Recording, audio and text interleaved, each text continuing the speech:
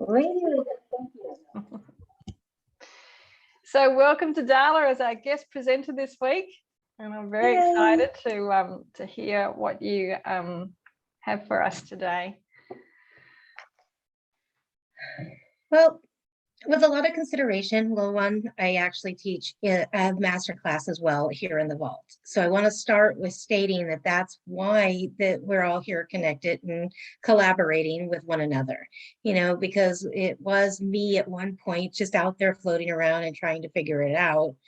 And then I jumped into Noble Goldman, where I found a real tribe of people that I could work with that are like-minded, and gave me that opportunity to really expand so that I became the we. And then as I continued, I realized that we all can work together and become the us, and it continues to go globally around the world at any point and every time. And we're able to just really meet from our heart space. And I have never met so many heartfelt, loving individuals who really want to see others succeed, just as I did, until I never found that until I found Noble Goldman. So I'm grateful that I'm in this place and that I can share this time with you guys. What I do is I teach the art of learning self-love. And it began with a journey for myself. And I started off with a question within myself. Why can't I find others who love me for me? And that's where it really began. It was like I found everybody I didn't need.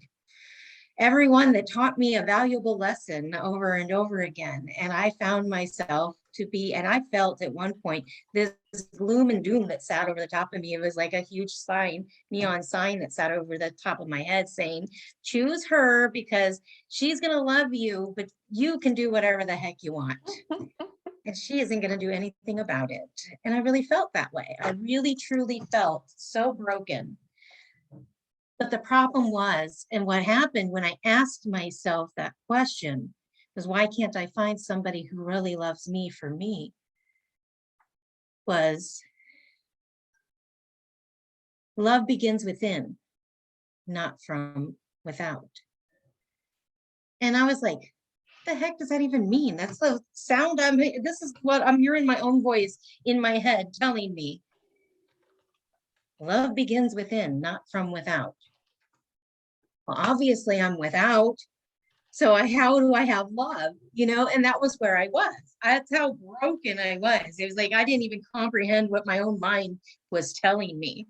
And so I had to dive deeper into that, which led me to one of my first affirmations. Love is the master key to our success. And I had to learn that the love had to begin within myself for me. I struggled with understanding that phrase, and it took me quite a while, but over the time, the phrase began to teach me things that I needed to truly understand. Love begins with me. It starts within. When I realized that the love began with me, I was like, okay, well, we're all taught to look outside of us. As little girls, we're trained to believe that, Prince Charming's going to come in and rescue me. These are the beautiful little love stories we see that build us up and make us believe that somebody else is going to come in and save me. And we all have that. It's like, oh, well, and if we have a good relationship with our dads build us up, make us believe the whole world revolves around us. Or we have a broken relationship with our father and we're completely lost and have no clue where to even begin. So, there are some women out there who have this wonderful space that have wonderful fathers who've really built them to understand that they need to be honored and respected. While there's other women out there that didn't have that father figure who are completely lost or have one that wasn't healthy and caused brokenness. So we have a parallel of all of these different dimensions of how each and every single one of us respond. So when we think, the one true bottom line is we're all meant to believe that somebody comes in and rescues me. And that's not the truth.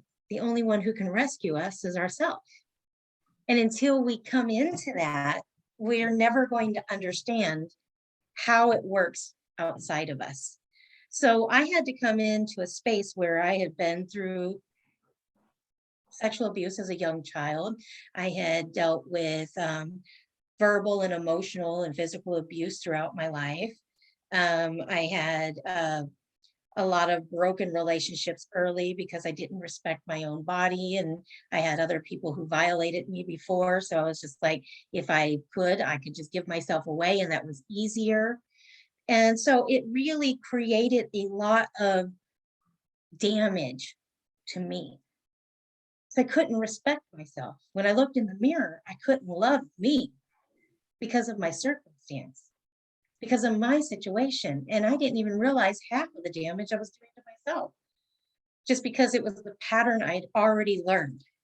So I was going through and I was dealing with all of these different things throughout my life, and realizing in that moment when I heard that phrase, love begins within and not from without. Well, I definitely understood what it meant to be without. That I could comprehend. But what did it really mean that love begins within? So I began a journey within myself. And I realized in that journey that these words helped me in more ways than I could have ever expected. I began by understanding that it allowed me to identify what my wants and what my needs were. So I want to ask everybody here right now, how often are you stopping yourself and asking yourself, what do I need?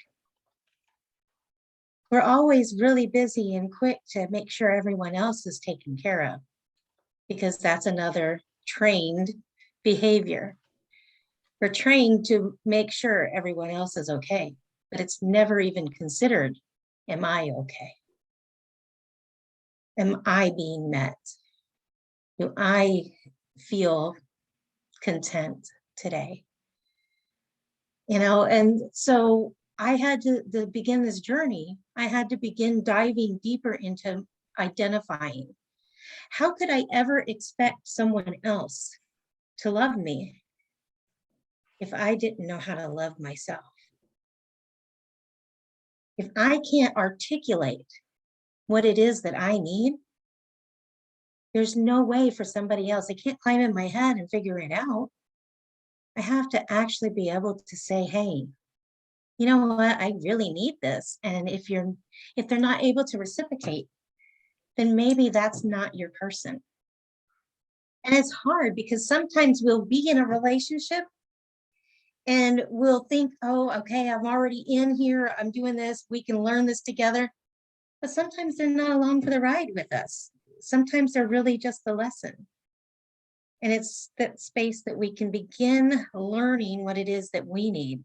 Because if I'm asking over and over again for somebody else to encourage me, I mean, basics, let's just look at basics, encouragement, words that actually empower me to continue, because I give out love all day long. And I share affirmations and I give different ways of encouragement to people, because I give that's my love tank. And I'm pouring that out all over the world around me. I actually need someone behind me that's pouring that back into myself.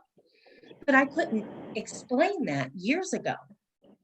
Years ago, I would have been like, yeah, I just need somebody to care, and now I can actually state, hey, Joe, that I actually have somebody that does those things. But it was because I actually took the time to find what I needed, to know what I needed, to be able to put it to words so that I can share that with someone else, so that I'm not feeling depleted all day long. When I'm giving out that encouragement, I can receive that encouragement throughout the day, because that person that I'm supposed to be with is going to naturally give that, because they're going to already know I give that, therefore I need that. That's going to be just part of the makeup of the connection. The next part for me was it assisted me in developing an understanding of my self-worth. And whether or not, when we're out and we're connecting with people and they're not understanding our way of explaining ourselves, then obviously we're not matched up.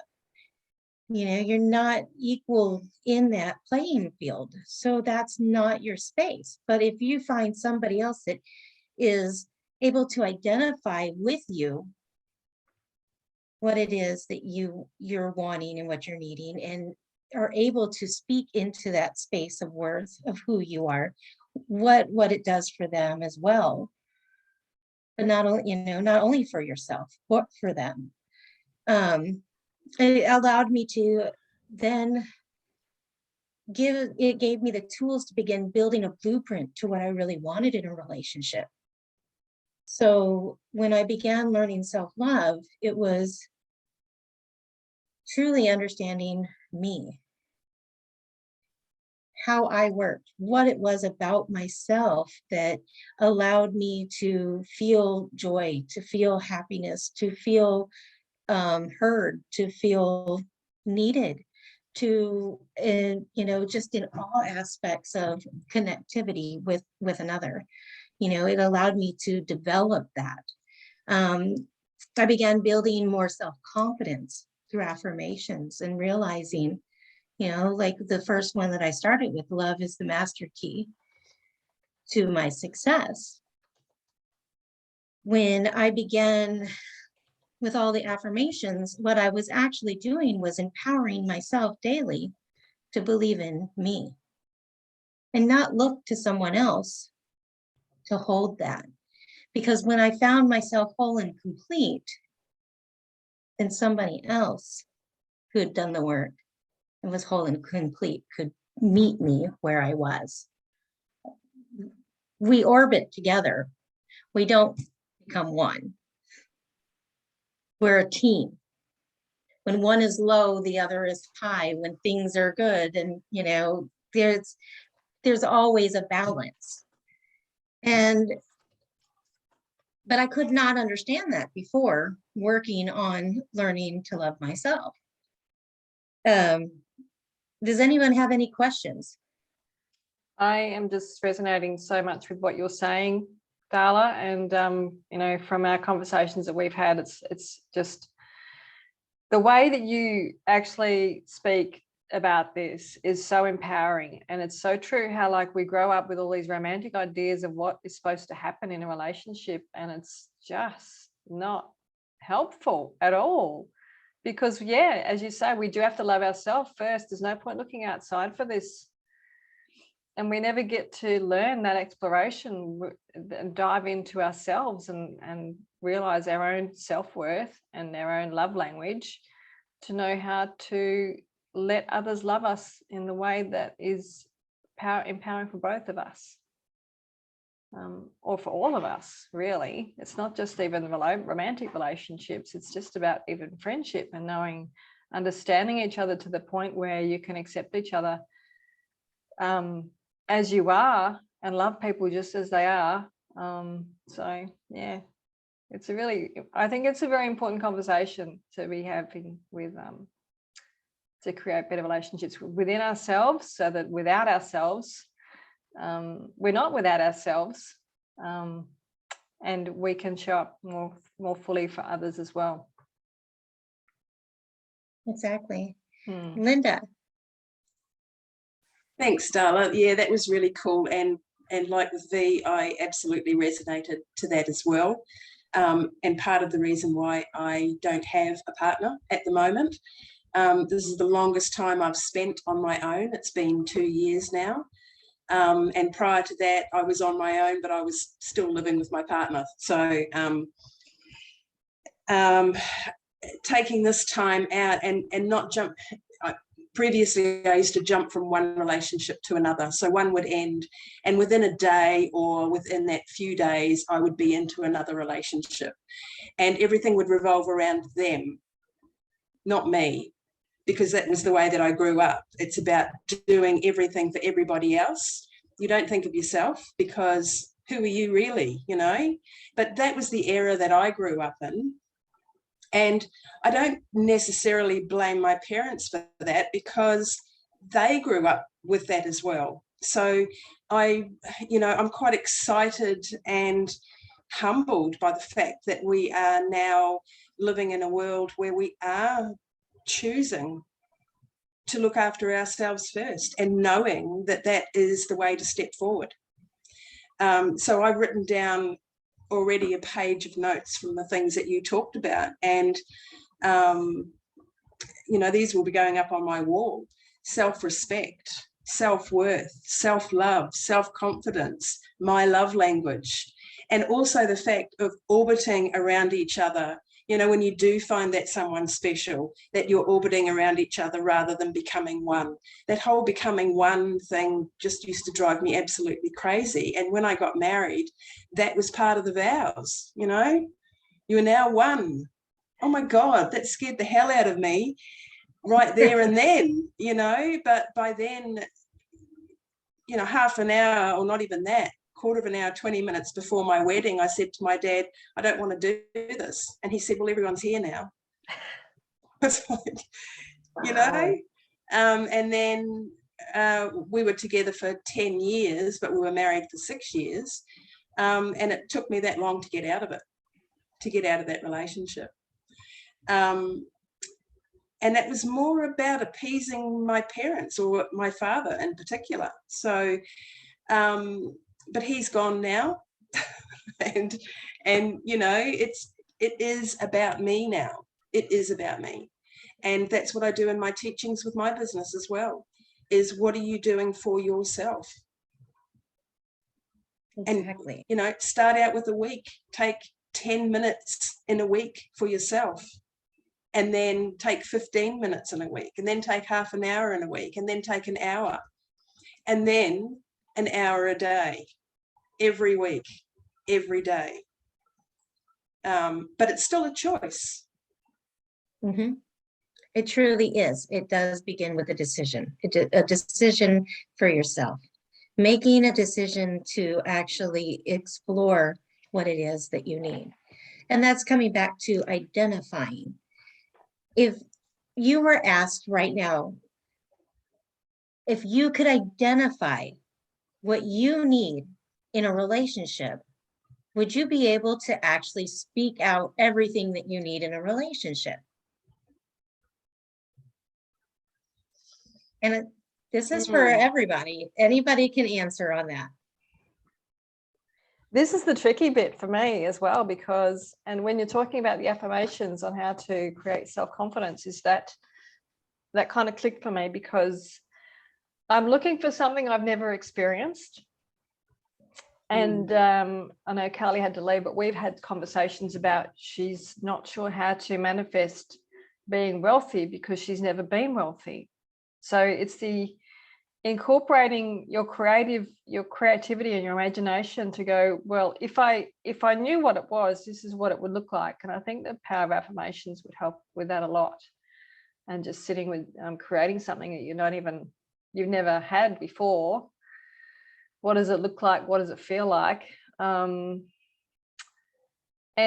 I guess surrendering and allowing for the fact that it may actually not turn out exactly the way that you're imagining it because you haven't experienced it before, but allowing it to show up in however it's going to show up anyway.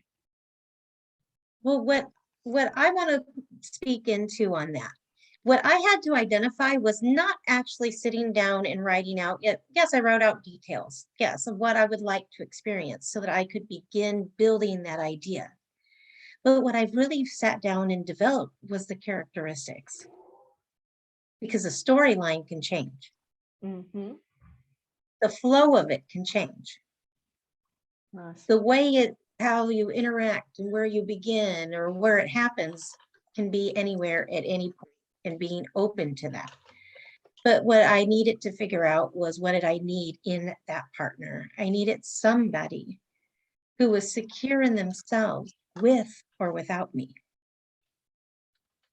that could be still confident in speaking their truth with me present or without me there. I didn't want them to feel that they couldn't be secure, where they had to change who they were in the presence of myself. I needed them to be confident within themselves and know who they were. So they had to be personal growth minded, they had to be into the development of themselves, because I knew that I'm going to be on this ever changing cycle of my life, because I'm going to learn more every day. And that's going to continue to keep me on a growth. And I need somebody that's going to grow with me, that doesn't want to just sit stagnant and just be in this space and think that this is everything. I want them to grow along with me. I needed someone who was adventurous and ready to go on the great adventure whenever, that it would be okay if today we go and explore a new space, or go see a lighthouse, or go tend to taking photos somewhere, or just sporadically taking a drive and doing something new. I needed adventure, spontaneity. But all of these things were what I needed in a partner. I needed them to be kind. I needed them to be an encourager, someone who literally speaks life into another individual, because they knew how desperate they were for it, so that they knew how to speak that. So I needed that. These were things that I developed, and why, specific reasons to why. And for myself personally, when Joe showed up in my life, it was so evident. I was like, oh my God, this guy's like everything I've written on this chart, everything. And I mean, like literally, I had conversations with others, with friends, that I was like, you guys, I'm telling you how to begin your stuff with your finding your part. I was like, oh my God, I've met mine. And that was really where I was. I was like, oh my God, I've met mine. And in that space, for me, I was like, okay, and I'll be honest with all of you, Joe was hesitant. He said, whoa, I don't know. Let's just be friends. Let's find out. I mean, he really put up a big roadblock. It was like, and I just went, okay, that's fine. Just because I could see it doesn't mean that he was ready to see it, and that was okay. And I stepped back, and I was just the friend, and was building and developing and talking with, and he put me through the ringer trying to test it and find out. And I passed with flying colors. Yay. I do have to throw the joke in there, because now I do know, because he was like, oh, I don't know, but he wasn't sure, he had gotten comfortable in a space with himself in his life that he wasn't really looking anymore. He was confident with himself and was going to be living his life by himself, because he was tired of being let down. He was tired of hurting. And in all honesty, later on, he came back and told me later that he was actually waiting for somebody to be bold enough to speak out and say something, and I did. And I literally did it I literally was like exasperated, but I don't normally do this, but I have no choice but to tell you. And this is how I feel. And I was like, oh my God, I'm making such I thought I was making such a mess of myself. And I was just like, here I am. I'm going to throw it all up in your lap. Here you go, dude. What do you think? I mean, this poor guy. Poor Joe. You can speak at any time you'd like to jump in here on that one. Joe, what have I you don't know. got to say from your I was like, He's- but what, Veronica? I was waiting for Joe to say something, but he's not. He's busy, probably. Oh, here we go. Driving or What was that? was I supposed to comment on? I was just, did you hear what I was saying? Part of it, Xander turned the radio down. I just turned it back up. He's No, I driving. was just talking about how, initially you were like, no, in the idea of the relation, but I just stepped back and was your friend in that space and allowed for us to both develop a rapport and find out. And I was joking about the fact, you were jokingly stating the fact that you really did put me to the test to find out what type of person I really was, because you weren't going to be in that space of being hurt again. I don't know if I put you through a test, but I definitely paid attention to everything, everything discussed, everything said, every story told, because I have been through so much HE double hockey sticks that I didn't want to deal with it no more. I was, before we started talking, I was done. I had no desire to be in a relationship. I was content with myself and how I was handling life, and I didn't need or want a partner. I was good. And when you came and said, hey, I want to pursue something with you, and yeah, I was scared, I was nervous, I was worried, because in my eyes, okay, this is just another person that wants to take from me, that wants to hurt me, that wants to do whatever to better their life, but not do it on an equal stance. It was just a selfish stance. That's just what I was used to. And I know we talked for probably 5 months or so before it dawned on me, like, this woman's amazing. What am I doing? Like, make it permanent. Like, start the relationship. Don't keep dragging your feet or anything. So yeah, after I realized that, like, there were no red flags popping, there were no misleading anything. It was just real, honest, blunt, truthful, with everything. I was like, wow, that's not happened before. This is a good start. We'll see, we'll see what happens if we dig or dive a little deeper. And I think those were the words I used exactly, was, hey, why don't we dive a little deeper? So That's a good point there, yeah. Joe. That has triggered me. It's something that I'm working a lot on, is that, yeah, you've gone through a lot of stuff which hasn't really been helpful, and I still find that even with everything that I've done to work on myself, that it still comes up, like setting an intention of doing something amazing, but then a little voice goes, oh, but how did that work out last time? Right. Right. Yep. And Joe and I both can really stand in that space because of conversations that we both had together, that I know that from both of our pasts, we've had a lot of those things where you have to really be mindful of not bringing that past into the present and leaving it there. So when the mind isn't able to shift, what we have to do is filling ourselves with what we need and begin taking that and shifting it to the positive instead of the negative, or to the sage instead of the saboteur, or whatever phrase that you want to use with terminologies. I'm just about the positive or the negative. Where are we on our the flow of energy?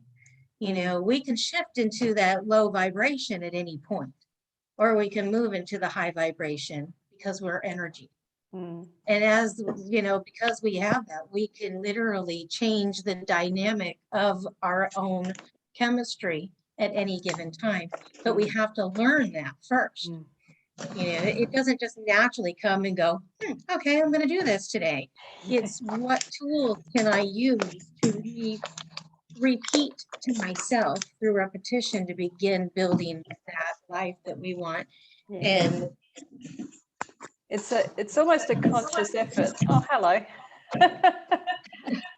I think for me, it's a conscious effort to actually recognize that voice, say thank you for showing up, and I'm just going to remember the lesson but I'm moving on from that because that's, you know, that's the past. So it's kind of being Yeah, but grateful that's the have part a right lesson, there. but move on. Yeah. Coming to that space of understanding it was our lesson. Mm. And how many times can we repeat the same lesson until we get it? I mean, I know I'm guilty of it. I spent 7 years in a relationship repeating the same thing over and over and expecting a different result. I think it was actually the definition of insanity. I think I spent 7 years in a cycle of insanity. You know, I stated one thing, expected what the result from the conversation was, you know, and the words I was being given was, this is what I want to do, but they never did it. And I didn't comprehend the fact that you can say one thing, but actions speak louder than words.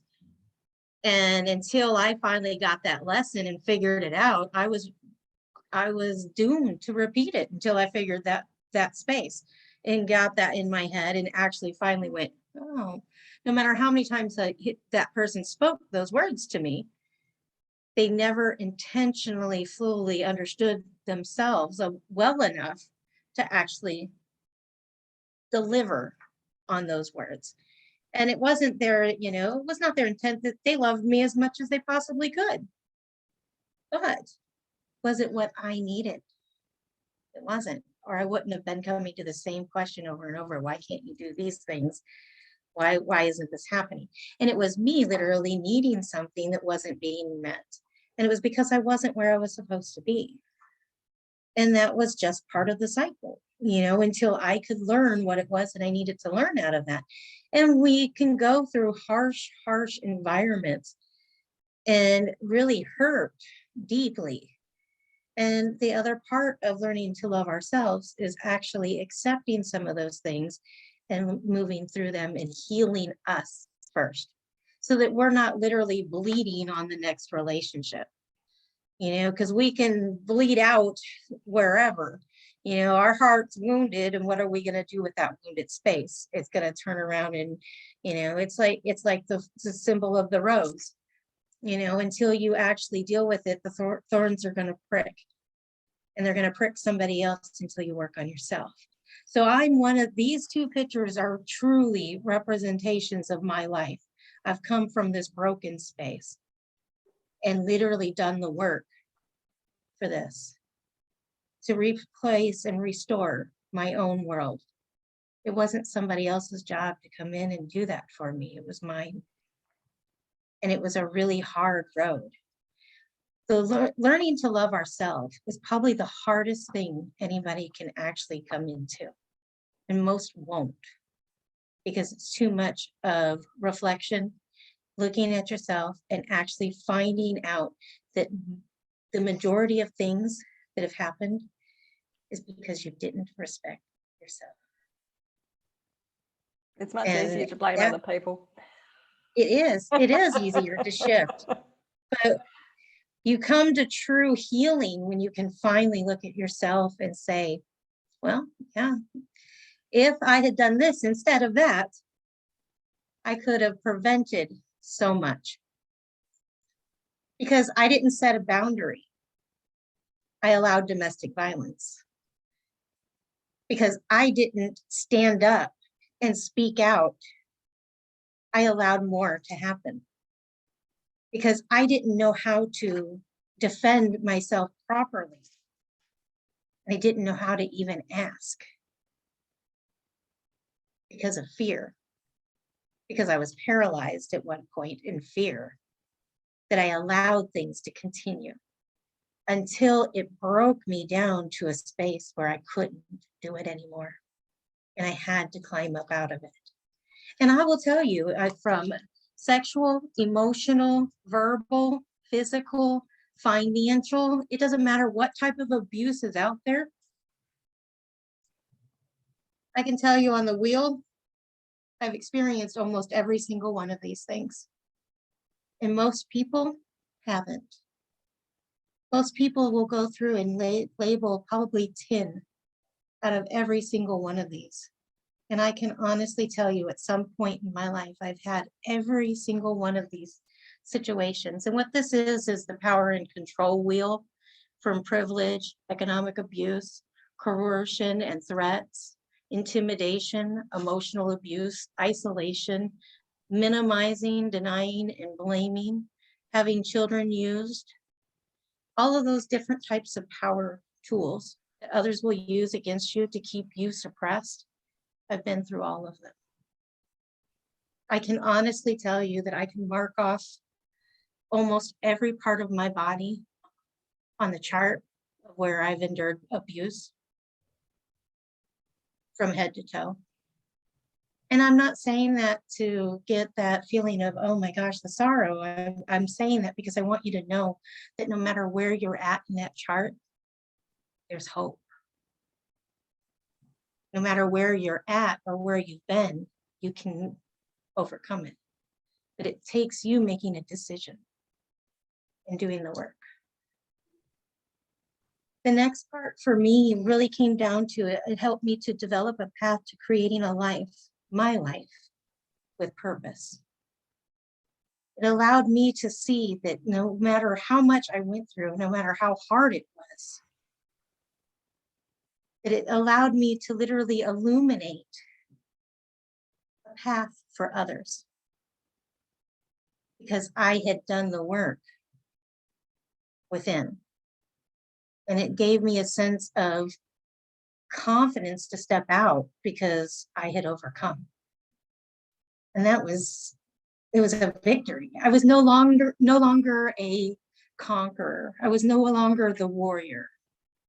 You know, a good warrior needs a conflict, you know, and a battle to fight every day. A conqueror still needs the battle and the discussions to go deliberate, you know, while the victor is literally carried through and praised for winning. And I won. I won what a lot of people get stuck in. And I became victorious. And because of that, I want to empower other women and men to know that there is a place on the other side. You know, a lot of times people will get stuck in, oh, I want to only help women because I'm a woman who's been battered. No, domestic violence happens on both sides. There are women that do it just as much as there are men who do it. And it is something that affects both. And it affects them very deeply. So my job is to actually be somebody who gives information and informs others so that they know that they have a safe place to speak out. And self-love was how I was able to overcome. It wasn't about going and, you know, I've definitely found support groups. I found my network. I found my tribe. You know, it just continues to grow and develop as you keep going the next step. You know, and then eventually you finally do find that confidence within to stand up. And I was using this analogy earlier. I didn't actually write this in. It just popped back into my head right now and I want to share it. I was talking with somebody else earlier and she asked me, how do you keep doing this, Darla? You always know how to say exactly what others need.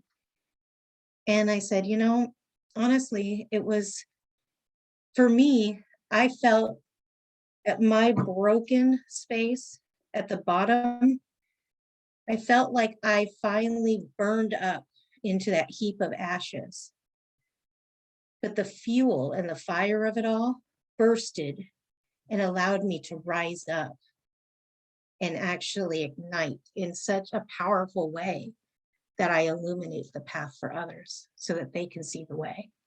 And that's what it did for me. I lived through it. I endured it to be that spotlight for others.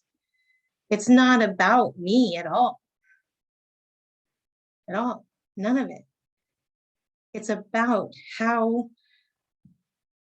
each one of those circumstances allow me the knowledge to guide somebody else so that they're not alone. None of us want to be alone when we're dealing with any of this, and none of us should. We just don't understand that the power of communication with another is so enriching to our very soul, that it allows us to go forward when we come together. Together we are strong. We're not that strong when we're by ourselves. And so that's my passion for people, and why I chose to go into the art of learning self-love as being the first thing that I started using to coach other people. Because without loving yourself, you can't do the things to help another, because it begins with us. So how can we expect anyone else to know what we need if we don't know what we need ourselves? I can't expect Joe to understand that I need encouragement if I don't say, hey, Joe, you know what really empowers me every day is if you can encourage me through, because I dump it out on everybody else all day long. I need somebody to do that for me. If I can't tell him that, he doesn't know I need that. If I don't tell him that, it drives me crazy that the trash can isn't lined properly. If I don't tell him that, then he's not going to know that it needs to be this silly way, or the toilet paper needs to hang a certain way, or, these things sound silly, but it's truth. How can he know if I don't say something? I can't expect him to read my mind. And actually the trash can thing is his thing, not mine. But One of my many little quirks. we all have them. And we have to be able to articulate it and share it with another so that people know how to connect with us. It's so true And- to be able to say that in a loving way, because I've come to realize with these calls with Gary as well, I've had aha moments where it's like, even though I don't say something that is annoying me, I haven't said it, but because it's in my head and the vibe's still coming out, and I might as well have said it because it's still hitting the other person, and it's affecting me as well if I don't speak up about something that's annoying me. It's going to come out somehow, and if I don't just address that little tiny thing immediately, it comes out later with a whole bunch of other crap piled onto it as well, and it's a lot more hurtful. Becomes a big ball of And anger. something that I found too is that because that is part of being honest in your relationship too, exactly what you said, being able to say something to somebody. And if you actually have the courage to say it to them and they shoot you down for it, my God, that is a huge indication it's the wrong relationship anyway. But we still keep going with it, because the sex is great, or, they float your boat in other ways, or whatever the case may be. But I think just that little thing of, you need to line the trash can properly with the garbage bag, or whatever. If they're really going to take personal offense to that, then get the hell out. Exactly. You've got to be able to communicate what it is that you have specific needs. Everyone has their own little quirks. And if you can't honor and respect somebody else's, what are you doing in the relationship in the first place? You've got to be able to, it's a give and it's a take. It's both. It's literally meeting each other on the road, going back and forth between, it's not one-sided. And so many times everyone's like, oh, well, I need me and mine taken care of. But if I want mine taken care of, I also have to ask, what do you need? Am I meeting you? Am I taking care of your needs as well? So, both parties have to be involved with making sure that there's a true connection happening, because if something's left unsaid, that can become the molehill that turns into the mountain that creates the catastrophe, and everyone's flipping out. And when you finally get down to the root of the problem, it was literally because somebody didn't put the bag in the trash can the proper way. And that's absolutely the real thing that happens in relationships. One small thing becomes this huge mountainous thing because of the fact that everything else starts getting piled onto it. When in all actuality, if somebody would have just said, hey, you know what, if you put it this way and tighten it that way, this won't happen and nobody's going to be upset in the first place. I don't get upset about it. It's just one of those life hacks. It's one of those- No, it's all good. I mean, that's the funny part, but I mean, just really when you're looking at relationships, you have to find that way to communicate, even if it is the goofy little things that, are your little, what is that, quirks, your little, pet peeves. We all have them. I We think all have a little pet not peeve. not speaking up about them it's just occurred to me that when I don't, and it's kind of what Linda was saying before, is like when you don't say it, it's just a little tiny thing, but if you don't think it's important enough to say it, but you're still thinking about it, if you're not saying it, is that actually a fear of rejection? It could be, or it could be a fear of how somebody else is going to take it. I mean, there's a lot of maybe somebody's already been abused in that area and they're intimidated to say something because of how somebody's going to respond.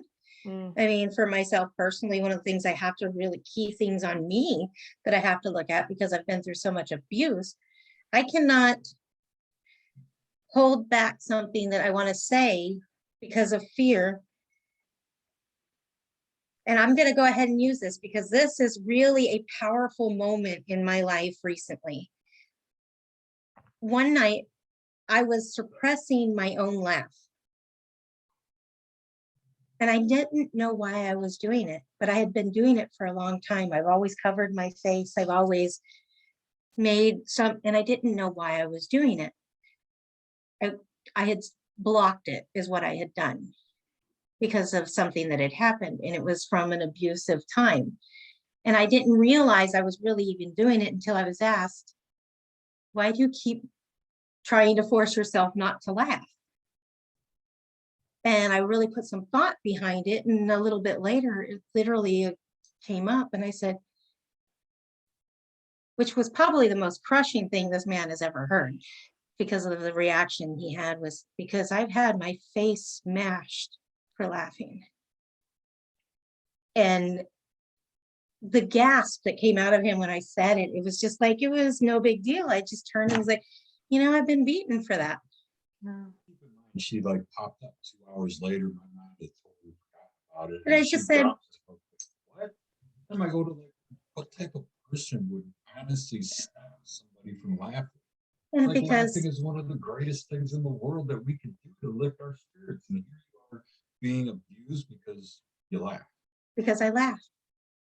Right. And I've endured that. So for me, suppressing it, covering my face, so I'm really forcing myself now to actually enjoy my laugh, do it, be without putting my hands up.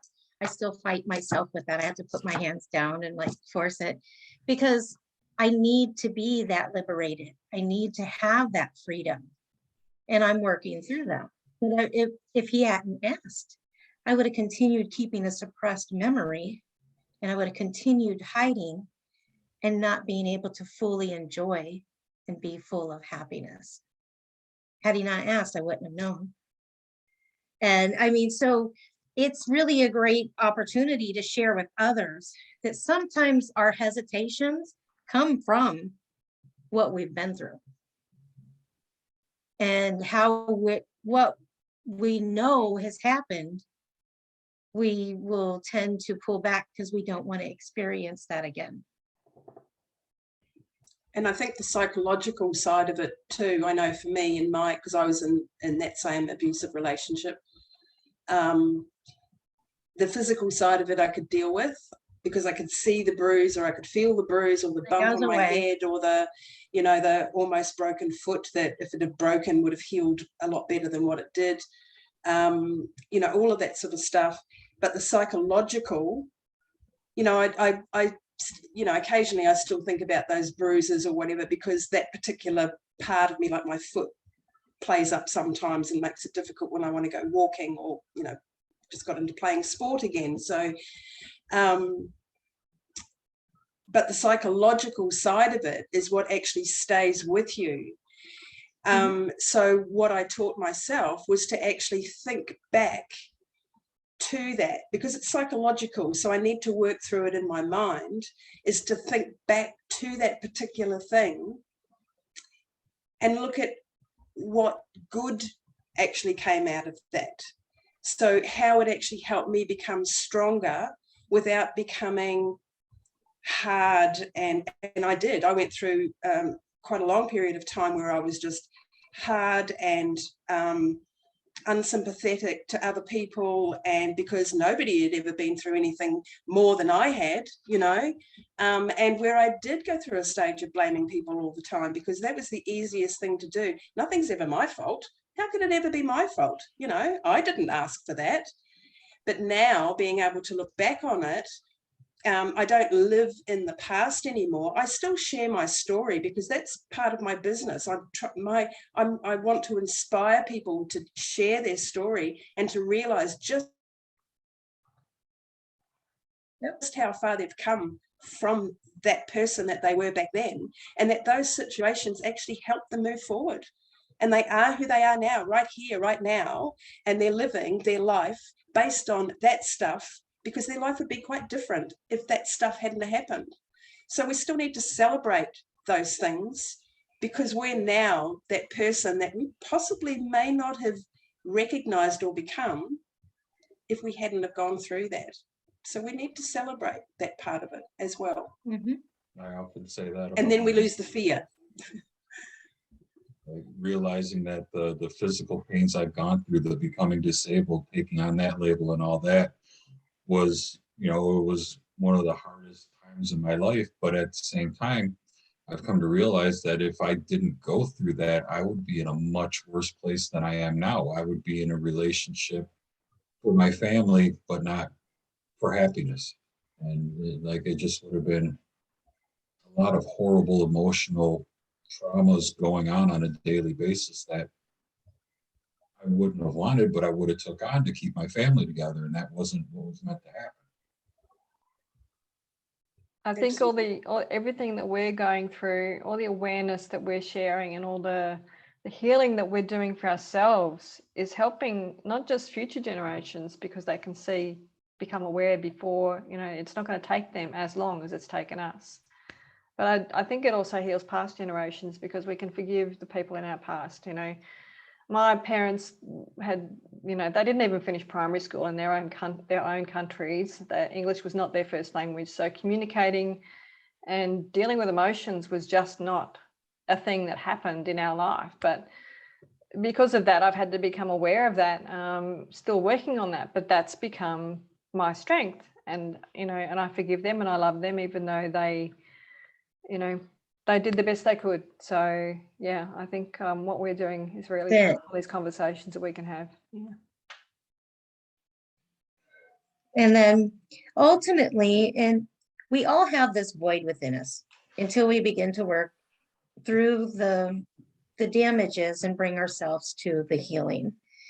We're created by connecting with the lessons so that we can actually enjoy the lifetime and the relationships. So literally, to bring that together, it literally comes with us working on us first. And then once we've worked on ourselves, it allows us to connect with those around us that are going to share those values and share those principles within themselves, you know, so that you can find that partnership. You're not going to find it until you know what you want and what you need first. And, you know, like for myself, I do a 90-day course with people. And through that course, I teach them little things and have them to go through little assignments for themselves each day. Some are on yourself to build yourself, while others are on getting out and doing things, you know, for yourself, and or treating yourself to something, or, you know, just doing different little tasks for you to identify. So like, what are 10 things you like about yourself? Can you even come up with 10 things that you like about you? I got to 7. I was still kind of broken at the time. I probably should go back and revisit But I mean, that's something that, one of the first things I do is I start having you build small and move up. But, coming into what are 10 things that you like about yourself? If you can't find 10 things you like about yourself, then it's probably pretty evident that you don't have a whole lot of self-love. Because once you begin loving yourself, you're able to identify those things that you do like about yourself, even if it is simple and topical, for some people it's going to be, oh, I like my hair color. I like my eyes. I like I like the way I smile. I like the things I do. I like the way I cook. I like the way I clean. I like, it starts with small stuff, but then where is it? I love my integrity. That's what I really love. I love the fact that I'm an integral person, that I actually really do things from a space of integrity. I love that I have that communication is my myself. There's it went to a whole nother level. So what I want to do is wrap up with a tool that I use people to help people through in regards to washing away the things that are not serving us. I use a fountain work that I do, and I want to actually take everyone through the fountain tonight. But what I want you to do is take any doubt, lack of self-worth, moments of pain, the hurt that you feel from others, because we all have our own story. Each and every single one of us knows our own story and how hard it really was. And I'm not going to discredit anyone, because no matter where you're at, it was hard for you. Regardless of whether or not you went through the same thing I did, doesn't matter. You went through your experience and it was heavy and it hurt. And you're carrying a lot of shame and a lot of pain. And what the fountain does is it allows us to actually take all of those negative contexts and just wash them away. I was given this tool through a dream, and it was me walking into the fountain for my own healing. And when I came up out of that dream, I realized I was bringing back a tool that I could use for the world to be able to wash away some of the stuff and be cleansed and restored to the core of who we are from the foundations of the earth. So what I do is I take you in where you mentally visualize yourself in a garden, and then you go up into a fountain that has a light streaming cascading effect with water that comes down over the top of you, through the crown chakra, through all your chakras, and then back up. So we'll deposit what we don't, that is no longer serving us, into the ground, and then bring it all back up, and then just bring in just the healing, restoration, and then back up. So I always tell everybody what they're doing first. And the reason why is because I cannot expect anyone who's been through any traumas to trust me and just say, hey, let me just take you through this thing. I know how hesitant I was in the beginning of hearing other people, and how a lot of times I just wanted to be this sideline watching other people, because I wanted to know what people were doing first, because I had so much lack of trust because of the brokenness at one point. So I always make sure that I share with people first what I'm going to do. So I want you to just sit back wherever you're at, close your eyes, and get yourself comfortable.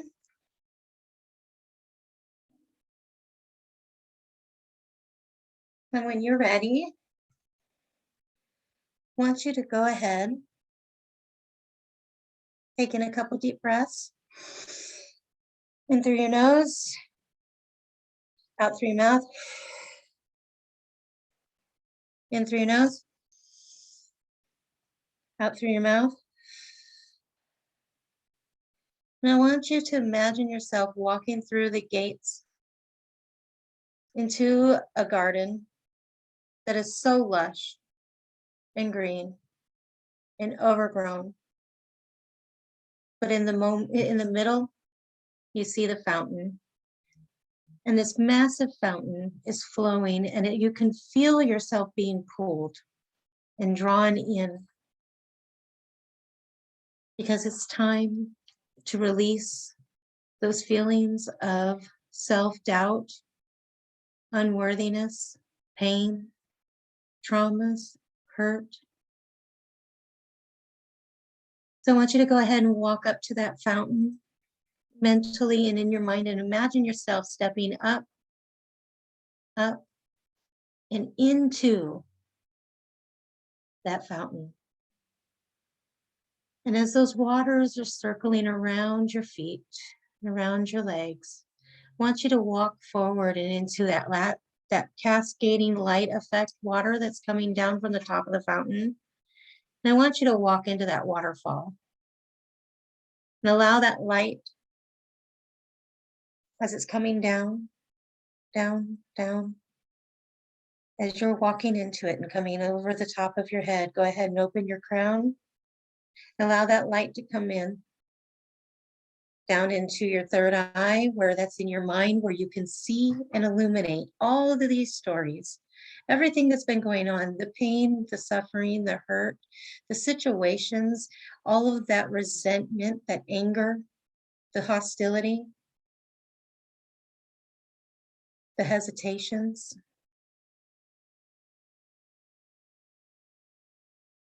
The unworthiness, the shame, the guilt. Allow all of that to get washed up and circulate into a circle within your mind. Allow that just to get washed, all the corners to be cleansed and washed away. Bring this down into your throat. And as the waters are rushing through, the light, go ahead and pull up all of those vibrational stories that you've spoken that were no longer serving you. I want them to go ahead and get sucked into the center of this ball.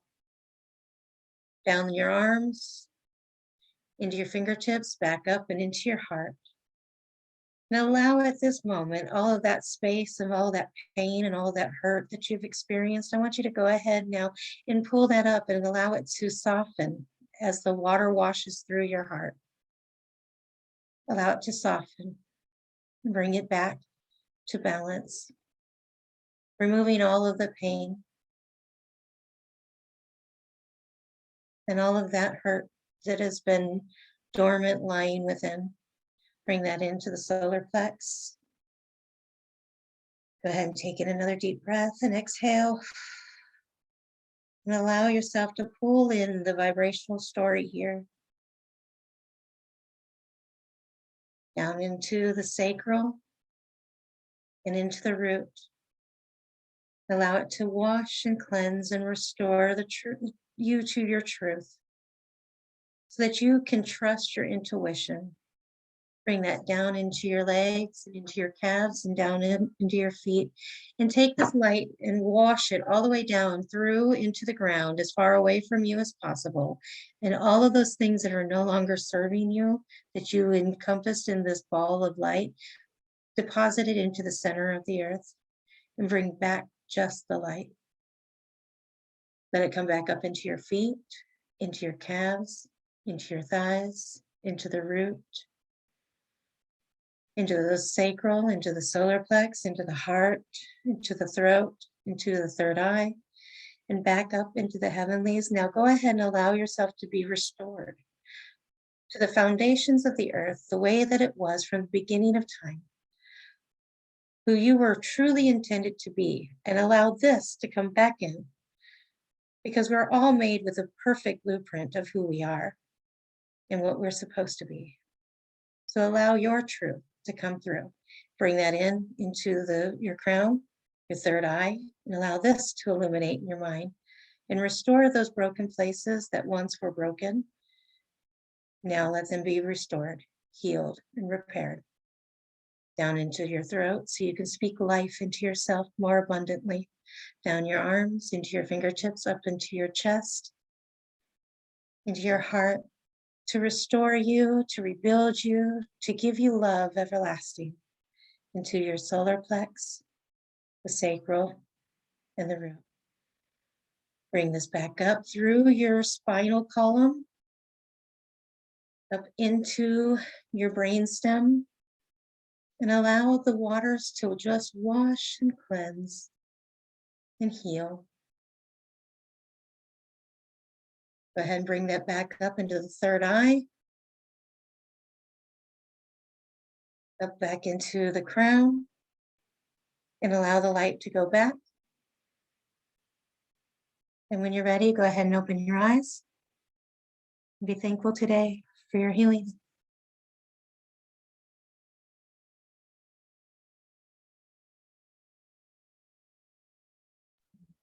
Thank you so much. That was lovely. It was beautiful. Thanks, Darla.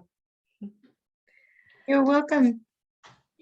So I'm recording this. Would you like me to share it with you so you can share it publicly, or just within the vault? Members? I do share on YouTube. Is that okay? Yep. So I'll put Okay. it on the public forum and YouTube. Make sure that it goes out on your side too. Yeah. And Mm. that is awesome. Yeah, that was beautiful. Thank you. And I does think with the- anybody want to say anything about how the fountain works, how it helped you? I did it with you before, Darla, and it's a beautiful process. It's very cleansing, literally. What about you, Linda? Yeah, it's very gentle. Yeah. I'm going to keep the rest to myself, but it was very gentle and very, very lovely. Great way to continue the day. Awesome. What time of the day is it for you? It is, what time is it? It is 11 o'clock in the morning, Brisbane time, Queensland. Yeah. Wow. 9 o'clock here. And Perth. we are what, 8 p.m. Okay, and you're on Tuesday night, yes? Yes. Yeah, Not we're Wednesday Until February morning. 1st. Yeah, okay. We're on the 2nd. I love the fact that we can be around the world and still working together every day. Yeah, it's This great. is it's amazing. Yep, it's awesome. Well, thank you, Darla, for stepping up and doing this for us today. And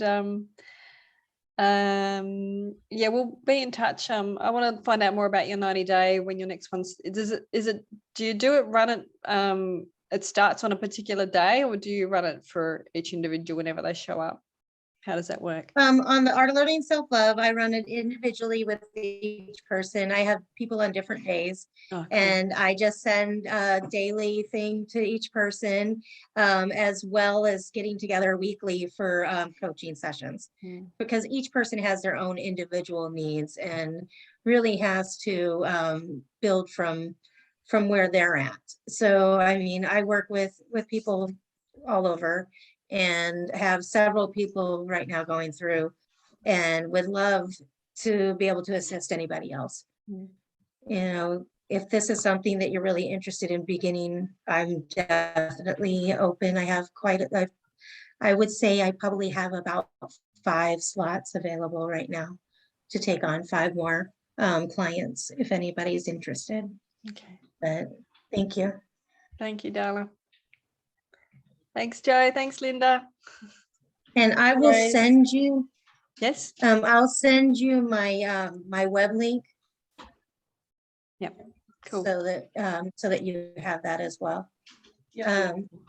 Thank you Okay. so much. It was an honor. Thank you. Lovely. Thanks, appreciate your time. You guys, See you soon. bye. Everyone.